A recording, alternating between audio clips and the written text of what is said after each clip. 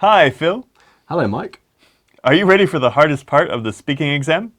You mean part three? That's exactly right. Okay, guys, today we're going to be looking at some part three style questions from the IELTS exam and giving you a native level answer to them, which is going to be very useful to you for several reasons. First of all, you're going to be able to steal our vocabulary, see what idioms we use in a Yeah. natural way. So many students take an idiom but don't know how to use it. Yeah. Following that, we are going to be giving you some sentence frames. These are high-level grammatical structures that if you know how to modify it, you can easily steal it and boost your grammar score. Yeah. Finally, the way we structure our answer. And how exactly do we structure our answer? So, as native English speakers, we're always going to answer the question directly. We give the main idea, the main answer, and then we provide the supporting sentences which contain the details about that answer. And if you do this, you're going to get great scores in the speaking test. That's exactly right. But before we move on, there's one thing that we've forgotten to talk about, and that is? The accent that we are going to be using today. Today we are going to be using an American accent. You can use either on the test, but it's best to be familiar with both because you may hear both on the exam. Yeah, and it's not only just the accent, it's also we use different vocabulary, different expressions between British, American, and other versions of English. So that's why we're going to be doing Yankee Doodle today. Yankee Doodle. Yeah, that's American. Let's jump into it. We've been talking about a popular TV star. Now I'd like to talk with you about this with a few related questions. Let's consider first of all watching TV. Okay. What types of programs are most popular in your country? I think TV shows that have a good story. So like Game of Thrones, Battlestar Galactica, Lucifer, like I just mentioned.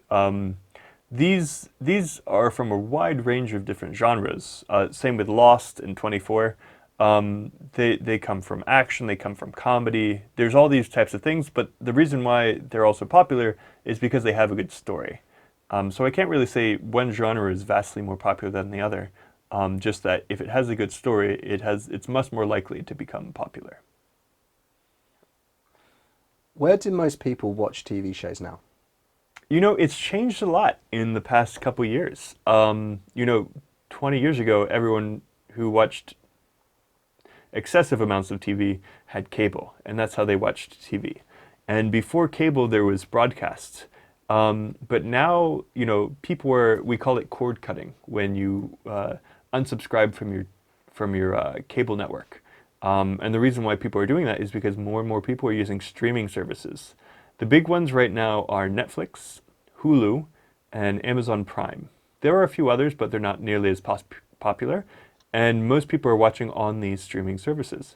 That said, streaming services allow their consumers to watch anywhere.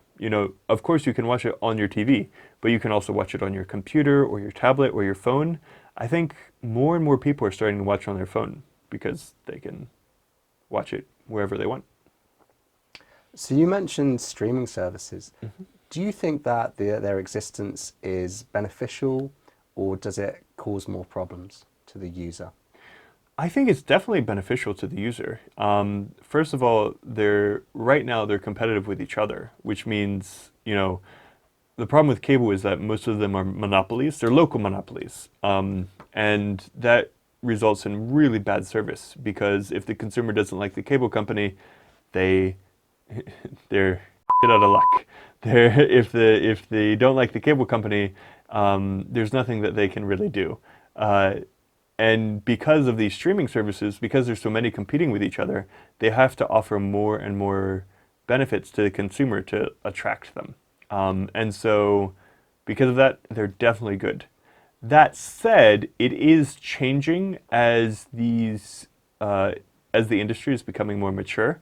You're starting to see various streaming services having ads on their programs, which is something that was one of the highlights of joining a streaming service was you were paying a subscription, so you didn't have any ads, and they're slowly sneaking in there. And so I don't know if it's going to be true in the future, but right now it's definitely beneficial. the pros definitely outweigh the cons. Do you think streaming companies like Netflix or Hulu will replace traditional TV media companies? I'd like to say so because they are superior, but I don't think it's actually going to happen. We can look at the past for precedent here. So in the past, there was radio. That was the main thing, and then TV came along. And so many people were saying that, TV was going to replace radio. But it didn't happen. Radio found its niche, and I think TV and also cable are going to find their own respective niches. It's the same with books and newspapers. Like, people still read books and newspapers. It's going to be the same. Okay, let's move on and talk about theatre. Okay. Did theatre play an important role in your country's past? I'm not really sure. I don't know much about the history of theater.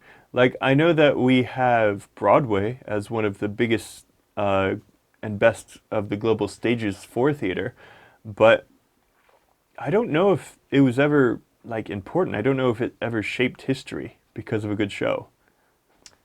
Are you sure? Oh, I forgot one. And I'm so embarrassed that I did. One of our presidents was killed in a theater. So that definitely shaped history. How does going to the theatre compare to other forms of entertainment in your country? It's definitely a lot less popular. Because theater is not scalable, like any digital media is infinitely scalable. An infinite amount of people can watch it as long as it's recorded on whatever screens are available. But theater is inherently limited by the fact that only people who attend the show physically are able to see it. Now, you can kind of get around this with the fact that a play can be produced and put on at various different venues, and then more and more people can see it, but it's still limited by people physically being present there. So it's kind of always been a pastime for the rich and the wealthy, people who are able to afford the expensive tickets. So I think these attributes just make it inferior to other forms. Should the theatre be publicly funded? That's a good question, because there are plenty of people who think that it's a complete waste of money to be funding the arts, theater included there. For example, I have this one friend, Victoria, who's from Sweden, and she rants all the time about how it's a waste of government resources to be putting money into these programs when the taxpayers don't have any say about what's being produced.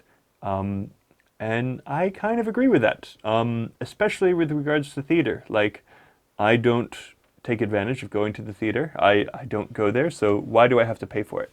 I think it should be primarily privately funded. What might be the result of public funding being cut for these types of services? So I do have to admit, it wouldn't be great. I know that a lot of theater production companies are primarily funded, especially local ones, by the government. And that there are a lot of people who do appreciate it, but they may not have the money to fund it entirely on their own. We don't have the patrons that existed back in the Renaissance of the Italian city-states. Like, there aren't people who are privately funding theater companies anymore. So it would probably kill the industry, which is not good. But I still stand by what I say because I don't partake in it. Thank you. That's the end of the speaking test. Hey guys, if you like this, please like the video. But you know what else you can do? You can leave a comment. Could you leave an answer to one of the questions that you think is going to get you a high score? We'll let you know if it does. Also, you can leave more questions if you want us to answer any there. That's a good idea. Okay guys, we will see you in a future video. Don't forget to give us a like. See you later. Peace.